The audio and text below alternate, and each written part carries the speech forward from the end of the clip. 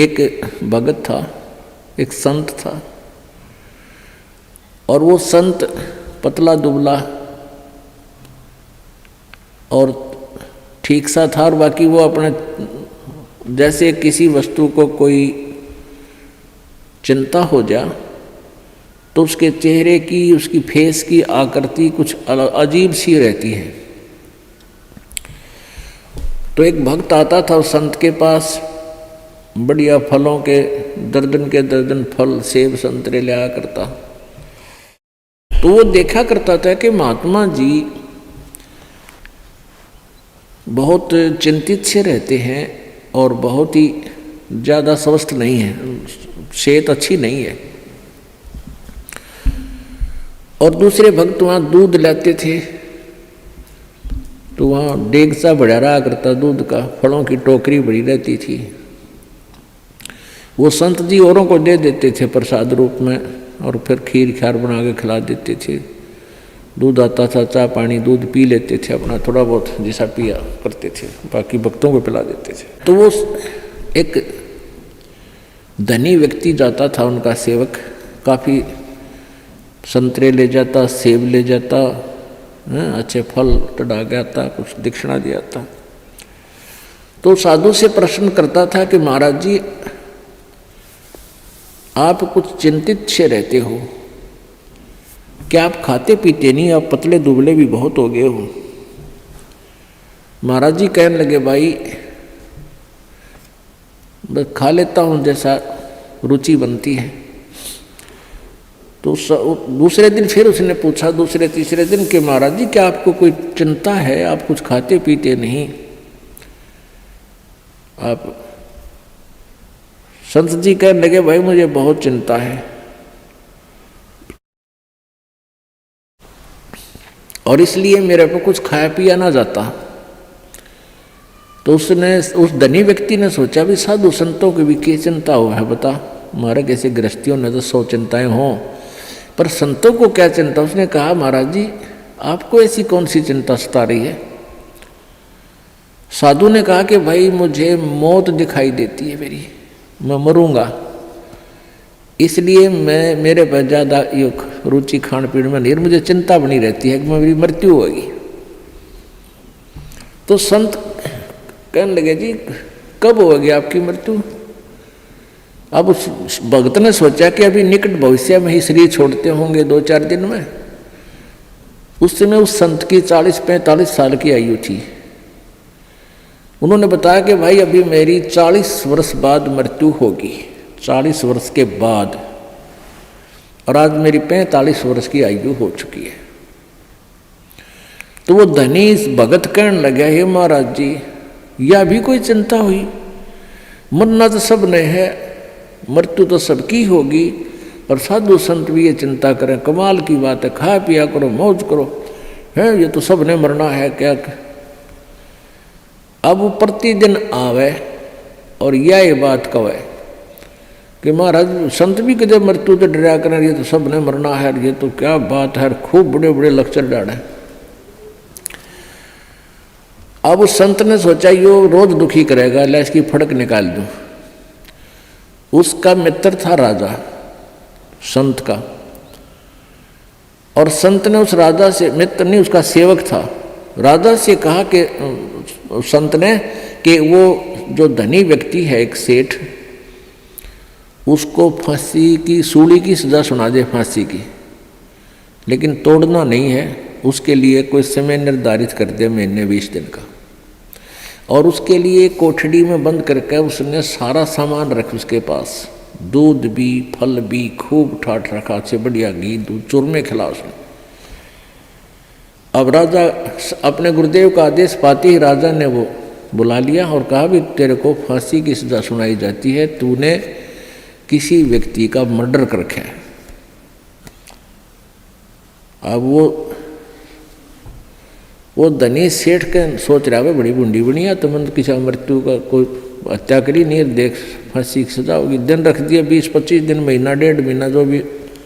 अब वह दिन तारीख दर दी, 25 तारीख 24 10 30 तारीख, वो 30 तारीख रख दी महीने की, या 14 6 8 जैसे भी कोई रख दी। तो हम अपने उदाहरण के लिए उसको आठम रख दी जो 1 महीने बाद थी, और एक कोठड़ी में बंद कर दिया, उसके आगे फल और दूध के पूरे पात्र भरे रहे लोटे के लोटे। जब उस फांसी के दिन में 10 दिन पहले 20 दिन जब उसने हो लिया उसको कैद में, ये पक्का हो गया तेरी फांसी होगी। संत जी गए वहाँ, उनके कैद की कोठड़ी के अंदर से इसके पास से घूम निकले, आगे को उसने देखा, श्रीयामा गए, गुरु जी गए, आवाज़ लगाई महाराज जी सुनियो महाराज जी। महाराज जी वापस आए, वो नहीं देखे थे को होगा तड़े बोल लेगा, मैंने देखते ही कौन से में है वो भगत। कहा न देखा महाराज जी ने, भाई कौन है तू? अगजी में वो फलाना सेठ से। और सेठ को भी ये पता था, उस धनी को भी ये पता था कि राजा इनकी पूरी मानता है गुरु जी की, और गुरु जी तक पहुंचा संदेशा जब बात पड़े। तो उसने बता दी मैं वो सेठ हूँ फलाना राम, मैं विशंबर दास हूँ। बोला अच्छा, अरे तू बहुत कमज़ोर हो गया बेटा, क्या बात है? बिल्कुल कमज़ोर हो गया, ये फल रखे हैं, दूध रखा है, तो बहुत वीक हो गया रहा, खाता पीता को ना। ना महाराज जी कुछ नहीं खाया जाता, एक टूक भी नीचे नहीं जाता, बस धक्के तो गेरू है का दी रोटी अंदर जाती है शरीर में। क्या बात होगी? अब मेरे को फांसी की सजा सुना रखी है, कति झूठा केस है मेरे पर, गुरु जी मेरे पर दया करो, मेरी पीछा छुटवाओ। ने बोला रे खा पी मृत्यु तो सब क्यों नहीं बेटा, खा देख दूध के गिलास भरे तेरे फल रहे, खा बेटा ठाट से, मृत्यु सब क्यों? अरे नहीं महाराज जी कति मर गया मत है, कुछ नहीं खाया जाता। जब उसने उस राजा बुलाया, भाई छोड़ दे भगत ने, ये तो निर्दोष है। तब उस संत ने बताया कि भाई लाला जी जिस प्रकार तने आठम दिखे थी ना, उन्होंने कहा था मैंने तो आठम दिखाई दी से, कुछ नहीं खाया जाता। तो बेटा तने जिस प्रकार ये आठम दिखे है ना, क्योंकि आपको पता लग गया निश्चित होगी आठम न तू फांसी टूटेगा, डर बिना कहाँ। तो इसी प्रकार मुझे मेरी 40 वर्ष बाद हुआ आठम मन दिखाई दे आज, इसलिए मेरा इस संसार में रुचि रही नहीं। जिस प्रकार आपकी ना घर में रुचि, ना क्या की रुचि, ना तू खास खाने में रुचि तेरी, एक ना कोई रुचि नहीं थी, बस मरता हुआ खाऊं था और आठम के गुण गाऊं था, उस आठम पर ध्यान लगाऊं था। तो परमात्मा कहते, संत जी कहते हैं कि मैं भी भाई मन ने अपनी आठम वह 40 साल पीछे आने वाली ऐसे ही नजर आ रही जैसे आप जी को अब दिखे थी। तो पुण्यात्माओं हमारे ऊपर इतना दबाव है इन तीनों गुणों का, इस त्रिगुणमयी माया का, कि हम 10 मिनट बाद भी याद नहीं रख सकते इस मौत को, और यह रखनी चाहिए, रखनी पड़ेगी।